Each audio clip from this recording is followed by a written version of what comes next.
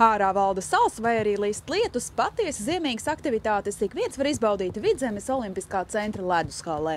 Ar ko tad vēl šeit var nodarboties, tūlīt pat došos pārliecināties. Vidzemes Olimpiskajā centrā mani un arī Valmieras Viestura vidusskolas 4. klases audzēkņi sagaida suļotāja Jolanta Dukure. Kopā ar viņu vispirms dodamies nelielā ekskursijā pa Olimpisko centru, lai uzzinātu, ar ko tad īsti šeit iespējams nodarboties. Vispirms apciemojam lielo zāli, kas ikdienā ir sadalīta 3 sporta laukumos. Viens no tiem ir atvēlēts florbola treniņiem. Šeit savas prasmes attīsta gan mazie spēlētāji, gan arī jau pieredzējuši vīri. Vidzemes Olimpiskajā centrā regulāri notiek arī dažāda līmeņa florbola mači. Blakus florbolistiem trenējas basketbola spēlētāji. Valmiera var lepoties ar savu profesionālo basketbola komandu Valmiera, kas veiksmīgi startē gan Latvijas, gan arī Baltijas basketbola līgās. Sekojot spēlētāji piemēram, nemazums jaunieši izvēlas nodarboties ar šo sporta veidu, un šādi pamazām aug komandas jaunā maiņa.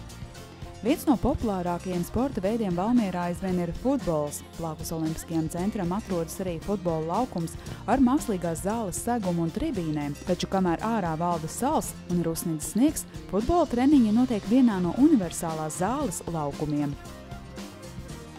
Sportisti, kas darbojas Olimpiskā centra paspārnē, var lepoties ar daudzām uzvarām dažādos turnīros, sporta spēlēs un mačos. Dažus no uzvarētāju kausiem un medaļām iespējams aplūkot arī Vidzemes Olimpiskajā centrā. Šeit redzams arī divkārtēja olimpiskā čempiona Māra Stromberga olimpiskais velosipēds un sporta aprīkojums.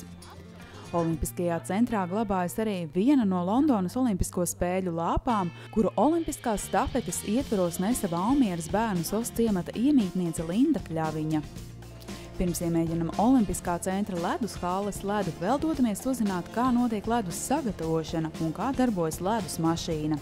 Izrādās ir nepieciešami 150 kubikmetri ūdens, lai ledus hallē uzlietu ledu. Lai tas būtu gluds, pēc katra treniņa ledus mašīna ar īpašu asmeni nogriež ledus virskārtu un aizmugurē pa speciālām sprauslām izsmidzina ūdeni, kas no jauna sasalst. Ledus mašīna ledu ir jau sagatavojusi, un beidzot arī mēs velkam kājās slides un dodamies slidot.